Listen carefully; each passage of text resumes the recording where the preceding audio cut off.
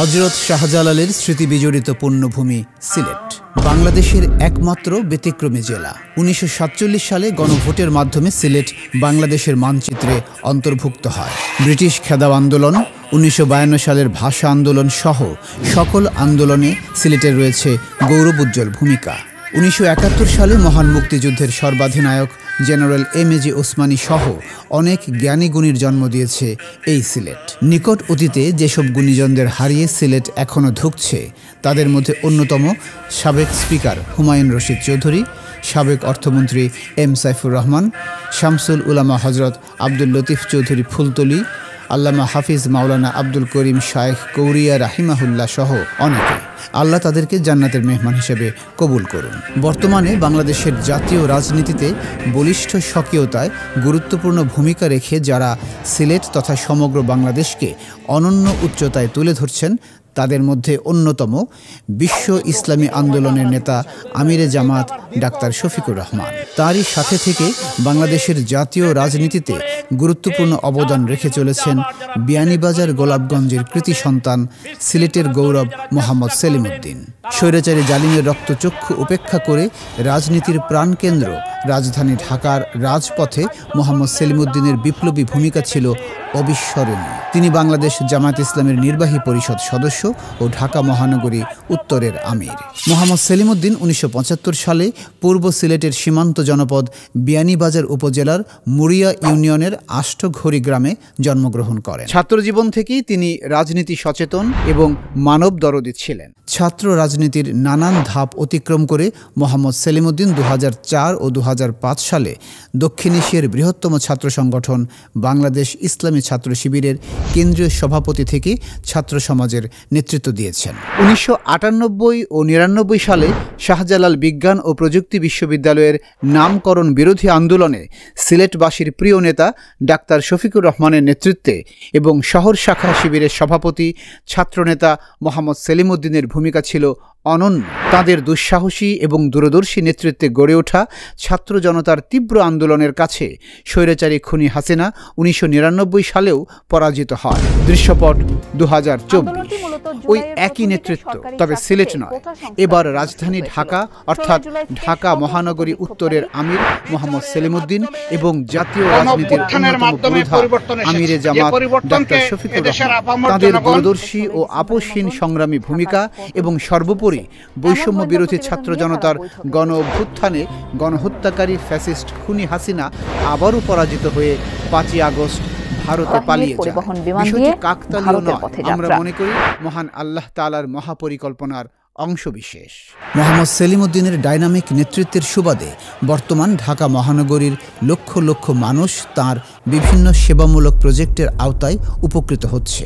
দৃশ্যমান প্রজেক্টসমূহের মধ্যে প্রধানগুলো হচ্ছে শিক্ষা কার্যক্রম প্রকল্প, স্বাস্থ্যসেবা প্রকল্প, নারী কর্মসংস্থান প্রকল্প, শ্রমিক কল্যাণ প্রকল্প, জাকাত ও ফিতরা প্রদান প্রকল্প, কর্জে হাসানা প্রদান প্রকল্প, ব্যবসায় অনুদান প্রদান প্রকল্প, দক্ষ যুব শক্তি গঠন প্রকল্প ইত্যাদি। এত সব প্রকল্প দেখভাল করা, তাছাড়া ঢাকা মহানগরী উত্তরের আমিরের দায়িত্ব পালন এবং জাতীয় রাজনীতির প্রয়োজনে বাংলাদেশের বিভিন্ন জেলায় সফর কেন্দ্রিক হাজারো ব্যস্ততা থাকে। তারপরও মোহাম্মদ সেলিম উদ্দিন নারীর টানে সিলেট তথা নিজ এলাকা বিয়ানীবাজার গোলাপগঞ্জের মানুষের কাছে বারবার ছুটে আসেন, সুখে দুঃখে তাদের পাশে দাঁড়ান। জনদরদী নেতা মোহাম্মদ সেলিম উদ্দিন স্বৈরাচারী খুনি হাসিনার কারাগারে দীর্ঘদিন বন্দী ছিলেন, অনেকবার রিমান্ডের মুখোমুখি হয়েছেন, তারপরেও দমে যাননি। বরং যখনই সুযোগ পেয়েছেন স্বৈরাচারী খুনি হাসিনার সকল রক্তচক্ষু উপেক্ষা করে এমনকি গুম হয়ে যাওয়ার সমূহ ঝুঁকি নিয়েও তিনি বিয়ানীবাজার গোলাপগঞ্জের মানুষের পাশে দাঁড়িয়েছেন।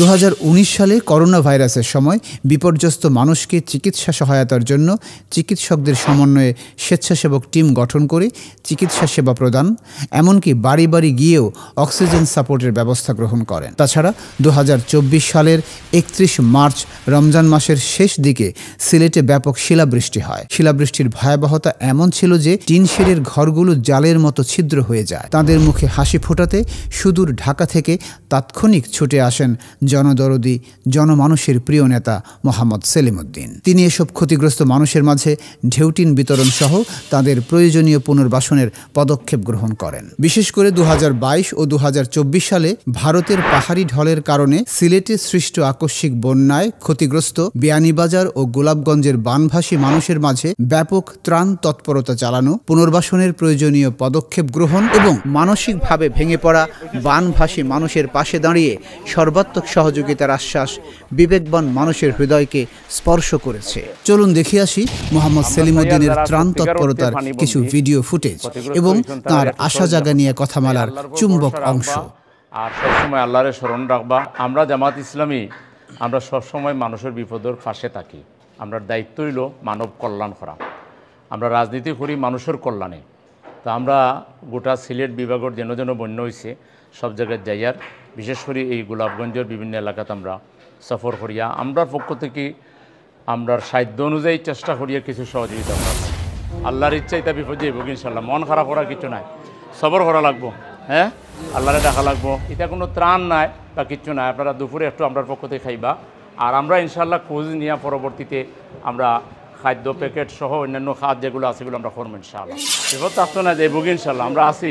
হ্যাঁ, মন খারাপ করি না, মন খারাপ। এ কথা বলতে দ্বিধা নেই যে দীর্ঘদিন থেকে বিয়ানীবাজার ও গোলাপগঞ্জের মানুষ এমন একজন মানবিক নেতাকেই তো খুঁজছিলেন। তেল, গ্যাস আর নানান খনিজ পদার্থে ভরপুর বিয়ানীবাজার ও গোলাপগঞ্জ বাংলাদেশের অর্থনীতির অন্যতম স্তম্ভ।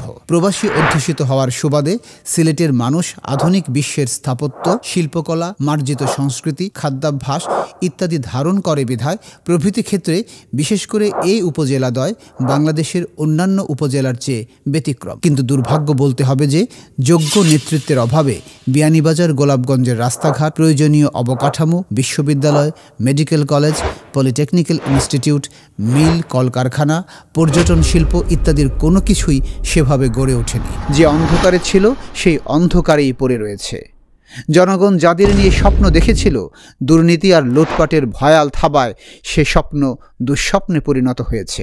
মেকি উন্নয়নের ফুলঝুরি আর মরিচিকার পেছনে ছোটা নয়, বরং বিয়ানীবাজার গোলাপগঞ্জবাসীর সিদ্ধান্ত নেওয়ার সময় এসেছে প্রকৃত নেতা বেছে নেয়ার। যে নেতা বিয়ানীবাজার গোলাপগঞ্জের প্রাকৃতিক সম্পদ এবং প্রবাসী রেমিটেন্সকে ক্যাপিটাল করে নির্দিষ্ট একটি টাইম ফ্রেমের আওতায় মাস্টার প্ল্যান করে আধুনিক অবকাঠামো নির্মাণ, শিল্পায়ন, শিক্ষা, চিকিৎসা, পর্যটন, আধুনিক নাগরিক সুবিধা সহ সকল ক্ষেত্রে বিয়ানীবাজার গোলাপগঞ্জকে বাংলাদেশের মডেল এলাকায় রূপান্তর করবেন। আসুন বিয়ানীবাজার গোলাপগঞ্জবাসীর প্রিয় নেতা মোহাম্মদ সেলিমউদ্দিনের কণ্ঠে সেই পরিকল্পনার কিছু অংশ শুনে আসি।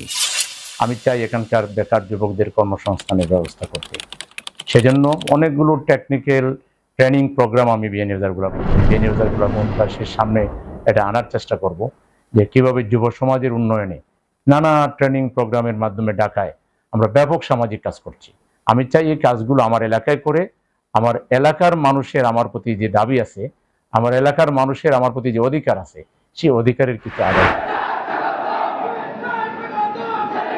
আমাদের দৃষ্টিতে বিয়ানীবাজার গোলাপগঞ্জ তথা সিলেট ৬ নির্বাচনী আসনের যোগ্যতম নেতা হচ্ছেন মোহাম্মদ সেলিমউদ্দিন। তিনি দক্ষিণ এশিয়ার বৃহত্তম ছাত্র সংগঠন ইসলামী ছাত্র শিবিরের সাবেক কেন্দ্রীয় সভাপতি হওয়ায় সমগ্র বাংলাদেশে তাঁর পরিচিতি এবং নেটওয়ার্ক রয়েছে। তাছাড়া বাংলাদেশ জামায়াত ইসলামের নির্বাহী পরিষদ সদস্য ও ঢাকা মহানগরীর উত্তরের আমির হওয়ার সুবাদে মোহাম্মদ সেলিমউদ্দিন বাংলাদেশের জাতীয় রাজনীতিরও গুরুত্বপূর্ণ ব্যক্তিত্ব।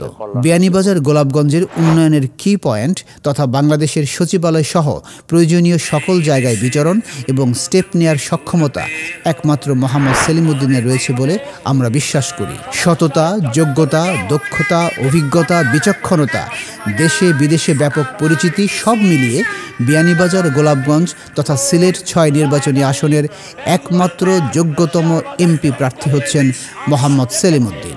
আসুন প্রিয় জন্মভূমি বাংলাদেশকে একটি কল্যাণময় ইসলামী রাষ্ট্রে পরিণত করার পাশাপাশি বিয়ানীবাজার গোলাপগঞ্জের মানুষের স্বপ্ন বাস্তবায়নে মোহাম্মদ সেলিমউদ্দিনকে মহান জাতীয় সংসদে পাঠাতে উদ্যোগী হই। আল্লাহ আমাদের সকল প্রচেষ্টাকে কবুল করুন। আমিন।